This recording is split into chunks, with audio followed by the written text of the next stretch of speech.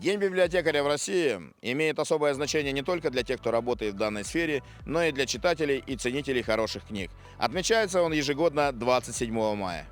В библиотеках не только выдают книги для чтения, но и проводится множество мастер-классов на разную тематику, поэтические вечера, встречи с писателями.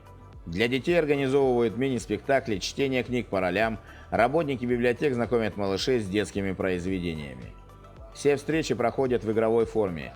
Дети влюбляются в эту сказочную атмосферу, созданную специально для них, и хотят возвращаться туда снова и снова.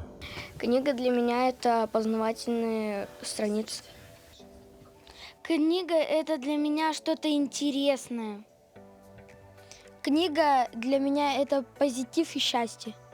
Праздник не является красным днем календаря, но имеет немаловажное значение. Именно библиотекарь поможет нам в выборе нужной литературы, не говоря уже о том, как приятно держать в руках именно печатный вариант любимой книги. Наша библиотека – это библиотека семейного чтения.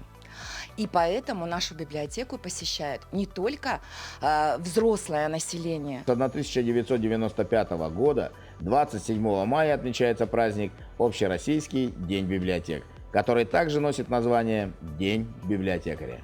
Я хотела бы сказать вообще о детских книгах, вообще в первую очередь, потому что сейчас детские книги это настолько интересно, дети все чаще и чаще начинают ходить в библиотеку. Дым в комнате понемножку рассеялся, и Волька вдруг увидел, что в комнате кроме него находится еще одно живое существо. Как и в любой праздник, в этот день звучат поздравления от коллег, родственников и друзей всем работникам библиотек. То, что мне нравится, то, что мне нужно, здесь всегда есть. И выбор хороший. Вот. И даже «Охота, хочет хозяйство» журнал я беру.